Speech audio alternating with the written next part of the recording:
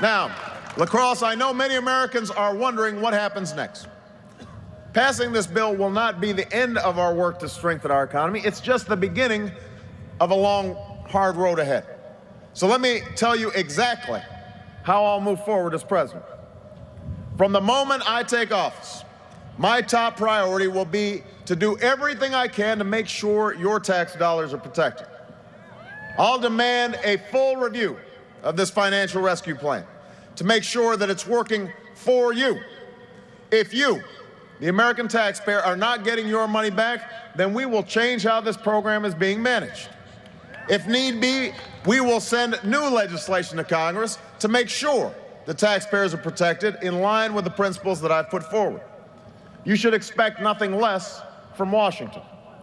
And if we do have losses, I've proposed a financial stability fee on the financial service industry, so Wall Street foots the bill, not the American taxpayer. And as I modernize the financial system to create new rules of the road to prevent another crisis, we will continue this fee to build up a reserve so that if it happens again, it will be the money contributed by the banks that's put at risk.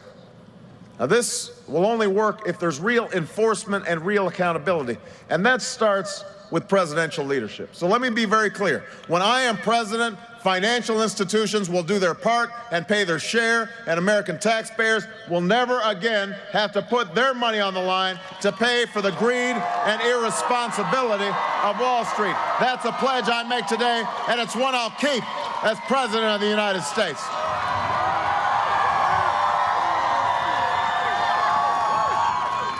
Now, accountability must start with this rescue plan, but it can't end there. Across Wisconsin, across the country, families are sitting down at the kitchen table and making hard choices. You're planning for your future in tough times. You're squeezing just a little bit more out of next month's paycheck so you can pay next month's bills. It's time for Washington to do the same. We can't mortgage our children's future on a mountain of debt. I look at all these young people here today, and I say to myself, the notion that we are loading up more and more debt on a war in Iraq that I believe should have never been authorized and should have never been waived,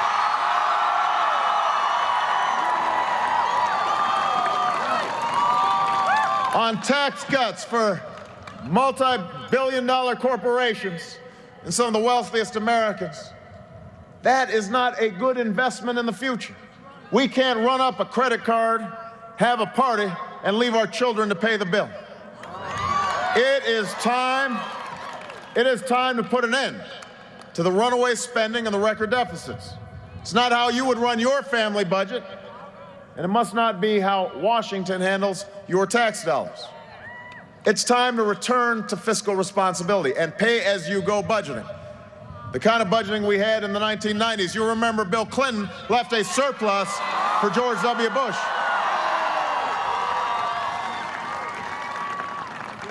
Many in Congress have been fighting for these common sense principles, and I'll be a president who supports them and makes sure they succeed. That's why I'm not going to stand here and simply tell you what I'm going to spend. I'm going to start by telling you how I'm going to save when I'm president. We are going to go through the entire federal budget, page by page, line by line, and eliminate the programs that don't work and aren't needed. We should start by ending a war in Iraq that's costing us $10 billion a month while the Iraqi government sits on a $79 billion surplus. Think about it. Iraq has a $79 billion surplus. The notion that we are putting our tax dollars in at a time of desperate economic circumstances makes no sense, and we're going to change it. We should also stop sending $15 billion a year in overpayments to insurance companies for Medicare. And then we should go after tens of billions of dollars in Medicare and Medicaid fraud. We need to stop sending $3 billion a year to banks that provide student loans the government could provide directly to students for less.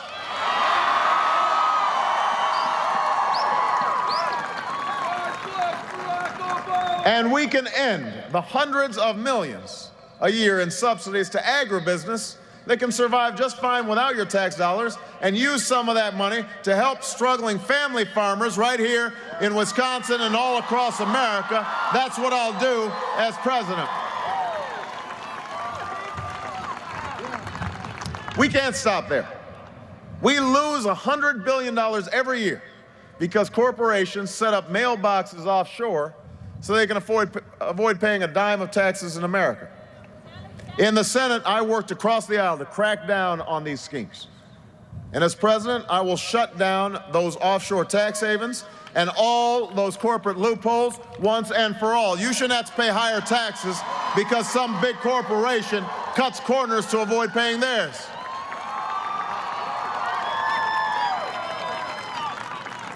All of us have a responsibility, Crosse, to pay their fair share. That's accountability. And that's what we'll have when I'm president.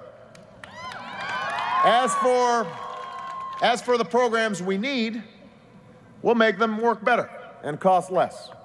I want to create a high-performance team of experts that evaluates every agency, every office, based on how well they're serving the American taxpayer.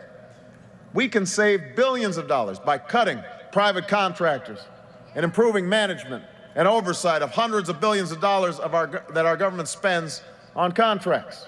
And I'll finally end the abuse of no-bid contracts once and for all. The days of sweetheart deals for Halliburton will be over when I'm in the White House.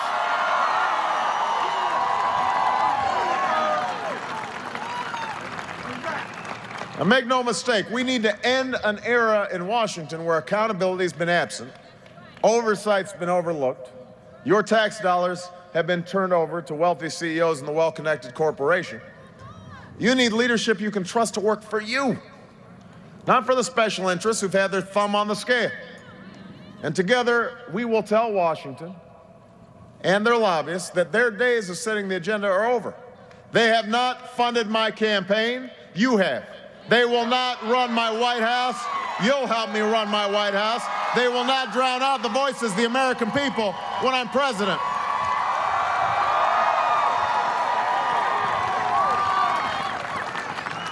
Now, people have asked whether the size of this rescue plan, together with the weakening economy, means that the next president will have to scale back his agenda and some of his proposals.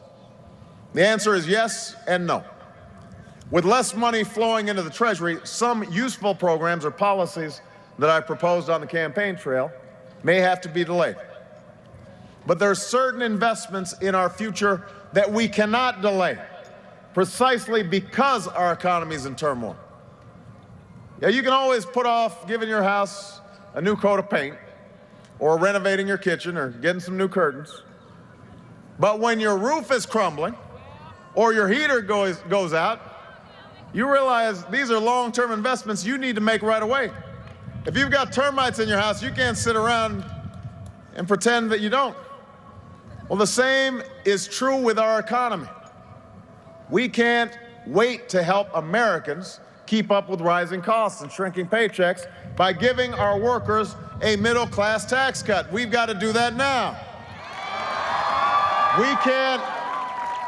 We can't wait to relieve the burden of crushing health care costs. We can't wait to create millions of new jobs by rebuilding our roads and our bridges and investing in renewable sources of energy that will stop us from spending $700 billion a year sending it to tyrants and dictators for their oil. We can't wait to educate the next generation of Americans with the skills and knowledge they need to compete with any workers anywhere in the world. Those are priorities we cannot delay. So as soon as we pass this rescue package, we need to move with the same sense of urgency to rescue families right here in La Crosse and across Wisconsin who are struggling to pay their bills and keep their jobs.